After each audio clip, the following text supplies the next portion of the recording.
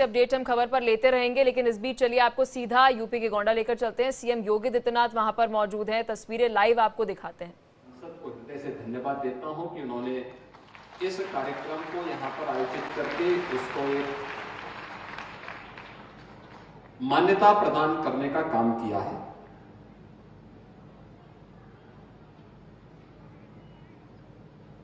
जितनी भी प्राकृतिक झील होती हैं, यानी वेटलैंड्स होती हैं, यह हमारे पारिस्थितिकी तंत्र का एक महत्वपूर्ण केंद्र होता है।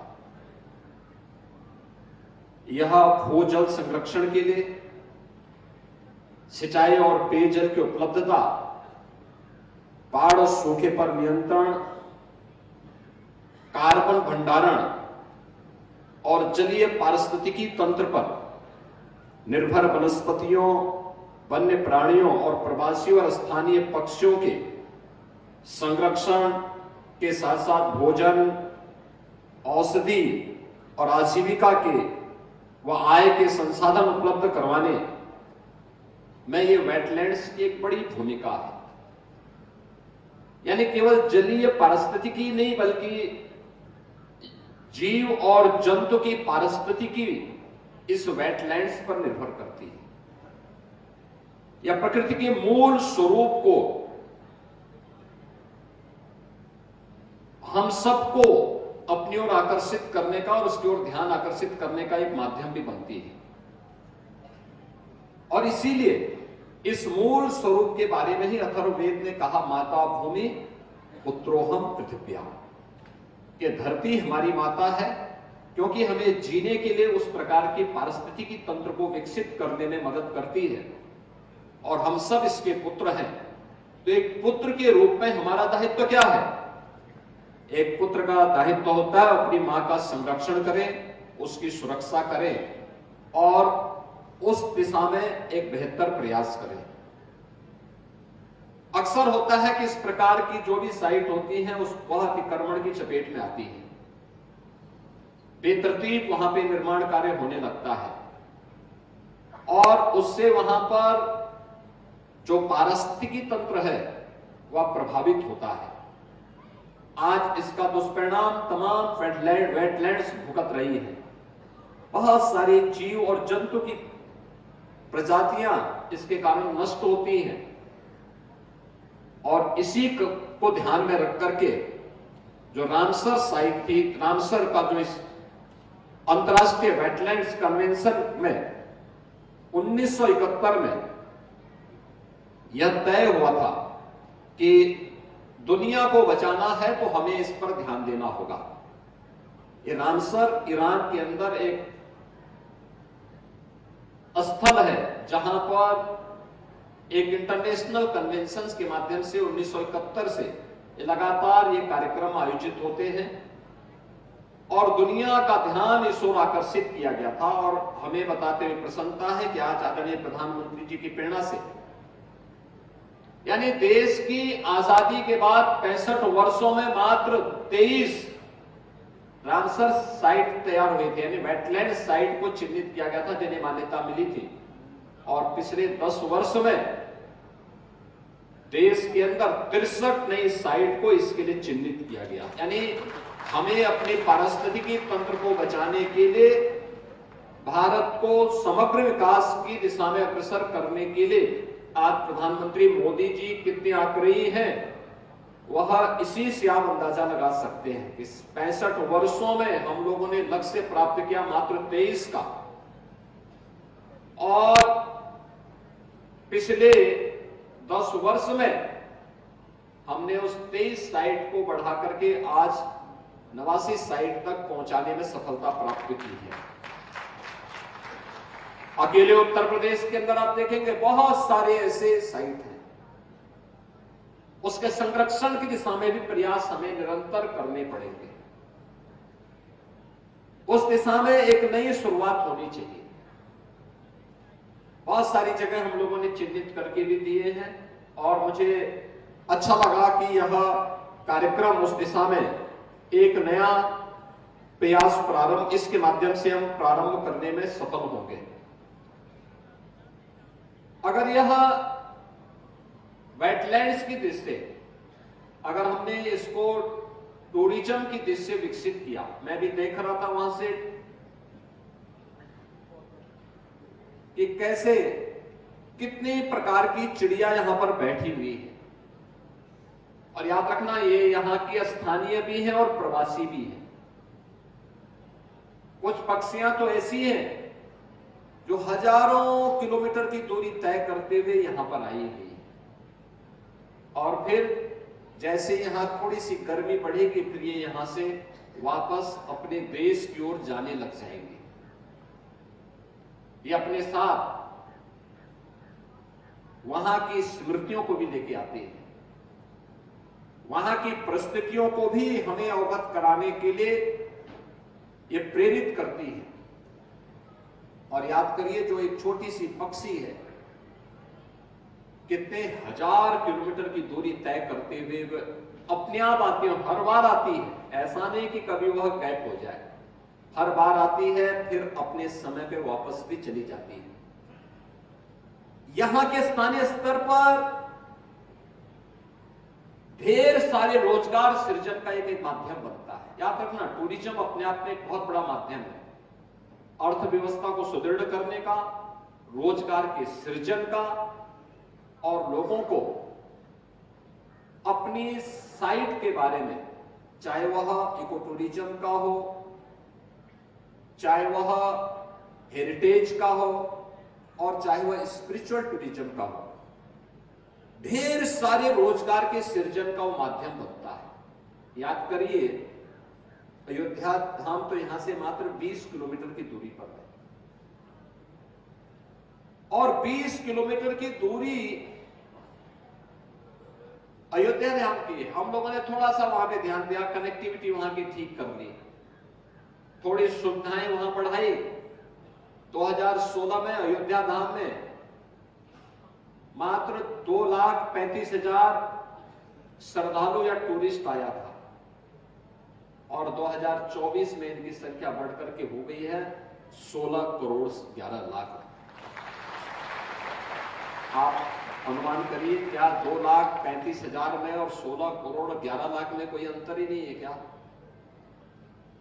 इससे वहां पे रोजगार के सृजन बढ़े हैं। कोई गाइड के रूप में, कोई रेस्टोरेंट के रूप में, कोई टैक्सी के रूप में, कोई होटल चला रहा है, किसी ने वहां पर होम स्टे प्रारंभ किया है, किसी ने वहां पे टेंट सिटी प्रारंभ कर दी है,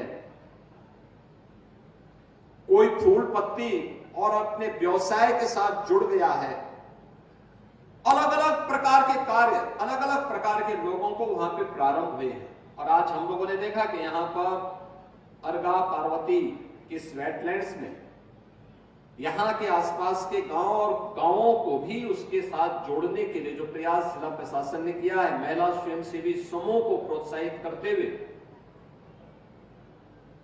यहां पर अमेजन के साथ मिलकर के उनके प्रोडक्ट को ऑनलाइन सेल किया जा सके। ये प्रोडक्ट अपना देंगे, अच्छी पैकेजिंग। अब तक होता क्या था, प्रोडक्ट तो हमारे लोग अच्छा बना लेते थे, लेकिन हमें मार्केटिंग समस्या थी और पैकेजिंग की भी एक समस्या थी। अब पैकेजिंग के लिए भी उनको तैयार कर दिया गया, अच्छी पैकिंग हो रही है, और मार्केटिंग के लिए इस प्रकार की संस्थाएं आपके बीच आ रही हैं, उसको मान्यता मिलेगी, लोग प्रोडक्ट के पीछे जाएंगे, लोगों को भी यहां के स्थानीय स्थितियों के बारे में जानकारी मिलेगी। महिला स्वयंसेवी समूह एक बहुत बड़ा काम कर सकती है आत्मनिर्भरता की दिशा में, जो प्रधानमंत्री जी बार बार जिसकी ओर ध्यान आकर्षित करते हैं कि वोकल फॉर लोकल। आत्मनिर्भरता का लक्ष्य तब प्राप्त करेंगे जब स्थानीय स्तर पर लोग उन चीजों के बारे में बोलना प्रारंभ करेंगे, उसको देखना प्रारंभ करेंगे, उसकी खरीदारी करना प्रारंभ करेंगे। याद करिए, आज से 5 साल 7 साल पहले तक कोई पर्व त्योहार आता था, कोई आयोजन आपके घरों में होता था, तो आप क्या खरीदारी करते थे? आप चीन से के किसी प्रोडक्ट को खरीद करके गिफ्ट के रूप में देते थे। आज मैं देखता हूं कोई पर्व त्योहार आता है, कोई आयोजन आता है, किसी को जन्मदिन का हो या किसी अन्य मांगलिक आयोजन के अवसर पर कोई गिफ्ट देना हो, तो लोग वन डिस्ट्रिक्ट वन प्रोडक्ट का ही कोई एक पैकिंग खरीदते हैं और उसी को गिफ्ट में देते हैं। परिणाम क्या है? एक हमारे स्थानीय हस्तशिल्पी और कारीगर को उसका लाभ होता है, लोकल मार्केट सुदृढ़ होती है, ढेर सारे लोगों को रोजगार का माध्यम उसके माध्यम से प्राप्त होता है, और ये महिला स्वयंसेवी समूह के माध्यम से भी जो कार्य ये आगे बढ़ रहा है, ये यहां पर उन्हें आत्मनिर्भरता की ओर अग्रसर करेंगे। और आत्मनिर्भरता का ये लक्ष्य अगर प्रत्येक ग्राम पंचायत के माध्यम से हम आगे बढ़ा लेंगे तो मेरा यह मानना है कि जो हम लोगों ने प्रधानमंत्री मोदी जी के विजन के अनुरूप उत्तर प्रदेश की इकोनॉमी को $1 ट्रिलियन की इकोनॉमी बनाने के लक्ष्य की दिशा में कदम बढ़ाए हैं, बहुत दूर नहीं, अगले 3 से 4 वर्ष के अंदर हम इस लक्ष्य को प्राप्त करने में सफल हो जाएंगे। हमें ग्राम पंचायत को आत्मनिर्भर बनाना पड़ेगा, हमें प्रत्येक परिवार को आत्मनिर्भर बनाना पड़ेगा, और उस दिशा में एक नए प्रयास जो प्रारंभ हुए हैं, टिकरी जंगल को यहां पर ओपन सफारी के रूप में विकसित करना, ये टूरिज्म के बहुत बड़े इको टूरिज्म के बहुत बड़े केंद्र के रूप में इस पूरे कमिश्नरी को और अवध क्षेत्र को विकसित कर देगा। पूरे क्षेत्र को कनेक्टिविटी की जिम्मेदारी उत्तर प्रदेश सरकार ने लेगी। अर्गा और पार्वती जो वेटलैंड्स है, इसको सरयू नहर राष्ट्रीय परियोजना के साथ जोड़ने के लिए भी सरकार अपने स्तर पर कार्य कर देगी। हमें थोड़ा उस दिशा में प्रयास करना होगा कि कैसे हम लोग इस टूरिज्म के उसको आगे बढ़ा सकें। आज गोंडा जिला हुआ नहीं है जो आज से 8 वर्ष पहले था। 8 वर्ष पहले जब सर्वे हुआ था, देश का सबसे गंदा जनपद था गोंडा, सबसे गंदा सिटी के रूप में था गोंडा। मैंने तब वहां के विधायक प्रतीक भूषण से कहा था, मैंने कहा यार कैसे विधानसभा से आप विधायक बन गए। और आज मैं कहता हूं जब रैंकिंग आती है तो गोंडा की अच्छी आती है। आज यहां मेडिकल कॉलेज बन गया है, लगभग 100 वर्षों से जिन बनटांगिया लोगों को अपना अधिकार नहीं मिला था, आज वे लोग अपना अधिकार प्राप्त करके सम्मान के साथ आगे बढ़ा रहे हैं। बनटांगिया कैसे लोगों के जीवन में परिवर्तन आ सकता है, आज जिला प्रशासन की ओर से उससे संबंधित एक पुस्तिका भी यहां पर रिलीज की गई। अर्गा और पार्वती ये दोनों वेटलैंड्स एक इंटीग्रेटेड डेवलपमेंट का प्लान क्या हो सकता है, उससे संबंधित भी एक पुस्तक को यहां पर रिलीज किया गया। अन्य वेटलैंड से संबंधित और पर्यावरण से संबंधित महत्वपूर्ण मुद्दों को लेकर के इस कार्यक्रम को आगे बढ़ाया गया है। और मैं आज के इस अवसर पर आपसे यही कहना चाहूंगा कि जो प्रधानमंत्री जी ने 2070 में नेट जीरो के लक्ष्य को प्राप्त करने की दिशा में कदम बढ़ाने के लिए कहा है, कार्बन उत्सर्जन को न्यूनतम करना। कार्बन उत्सर्जन न्यूनतम कब होगा? जब हम पॉल्यूशन पैदा करने वाले उन उपायों को रोकेंगे। आपने देखा होगा पहले लकड़ी में लोग भोजन बनाते थे, फिर केरोसिन मिला, देखा गया कि इसके दुष्परिणाम स्वास्थ्य के लिए भी ठीक नहीं है, प्रकृति के लिए भी, पर्यावरण के लिए भी ठीक नहीं है, तो उसमें सुधार किया गया। अब देश के अंदर 10 करोड़ से अधिक परिवारों को फ्री में रसोई गैस के कनेक्शन उपलब्ध करवाने का कार्य प्रधानमंत्री मोदी जी के नेतृत्व में हुआ। आप याद करिए कि ग्रीन एनर्जी कैसे सहायक हो सकती है, इस दिशा में भी नए नए प्रयास प्रारंभ हुए हैं।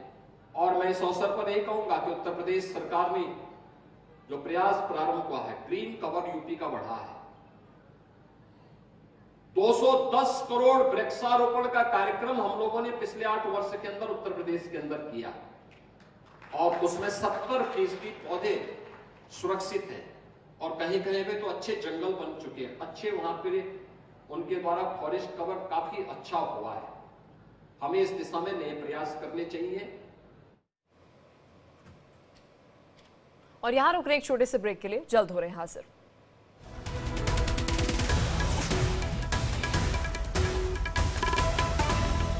बीपी, शुगर, जोड़ों का दर्द, लीवर खराब, किडनी फेल, मोटा